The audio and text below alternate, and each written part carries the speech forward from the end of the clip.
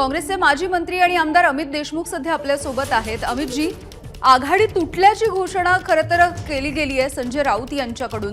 अनेक वेळा काँग्रेस आणि इतर मित्रपक्षांच्या संदर्भातल्या कुरबुरी गेल्या काही दिवसांमध्ये त्यांनी बोलूनही दाखवल्या आणि आज अखेर त्यांनी म्हटलंय की मनपाच्या ज्या निवडणुका आहेत त्या स्वबळावरती लढवल्या जातील।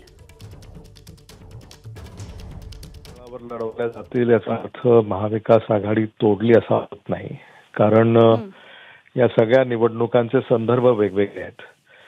लोकसभेत राहिली, विधानसभेला आमची आघाडी राहिली आणि स्थानिक स्वराज्य संस्थांमध्ये सुद्धा मला असं वाटतं की परिस्थिती बघून जिथं आवश्यकता असेल तिथं आघाडी होईल आणि काही ठिकाणी मैत्रीपूर्ण लढती होतील। म्हणजे समजा या संदर्भाने जर काही निवडणुका लढवल्या गेल्या त्याचा काही आघाडी तोडली असा अर्थ काढता येत नाही। अमितजी, त्यांनी एक विधान केलंय की आमचे जे स्थानिक कार्यकर्ते असतात किंवा स्थानिक लेवलची जी काही फळी असते ते नेतृत्व पुढे येत नाही आणि यंदाच्या वेळेला आम्हाला आजमवायचंय असं एक विधान त्यांनी केलेलं आहे। काहीच चुकीचं नाहीये, कारण शेवटी तो त्यांच्या पक्षाचा विचार असू शकतो आणि काल सुद्धा शरद पवारांच्या राष्ट्रवादी काँग्रेस पक्षाने देखील हाच विचार पुढे आणला की ते नव्या चेहऱ्यांना संधी देणार आणि काँग्रेसमध्ये साधारणतः किंबहुना अशा सगळ्याच पक्षांमध्ये ही चर्चा सुरू आहे आणि त्यात काही चुकीचं आहे असं मला वाटत नाही।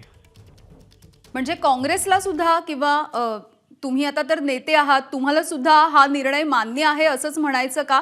याआधी काही चर्चा झाली आहे का या संदर्भातली? मला असं वाटतं की त्यांनी कुठल्या संदर्भाने ही घोषणा केली आहे आणि जर ती केली असेल आणि तुम्ही हे सांगताय याचा अर्थ असा आहे की त्यांनी हा विचार पुढे आणलाय आणि त्यात काही चुकीचं आहे असं मला वाटत नाही, कारण शेवटी स्थानिक स्वराज्य संस्थांच्या यापूर्वी जेवढ्या निवडणुका झाल्या त्यामध्ये फार क्वचितच आघाड्या किंवा युत्या झाल्या, कारण स्थानिक स्वराज्य संस्थांमध्ये प्रत्येक पक्षाकडे इच्छुकांची जी संख्या असते ती खूप प्रचंड असते आणि म्हणून मग त्या सगळ्यांना न्याय देता येत नाही आणि तिथं समजा काही ठिकाणी जर ते स्वतंत्र लढणार असतील तर म्हणजे तो त्यांचा निर्णय आणि त्यात काही चुकीचंही असं मला वाटत नाही, कारण एखाद्या जिल्ह्यामध्ये किंवा शहरामध्ये एखाद्या पक्षाची ताकद ही अधिक असू शकते आणि मग तिथं आघाडी करायची नाही करायची असा जर त्यांनी काही विचार केला असेल